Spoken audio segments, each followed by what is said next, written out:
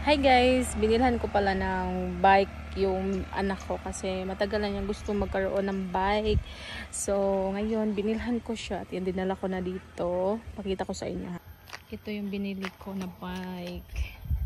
I'm sure matutuwa yun.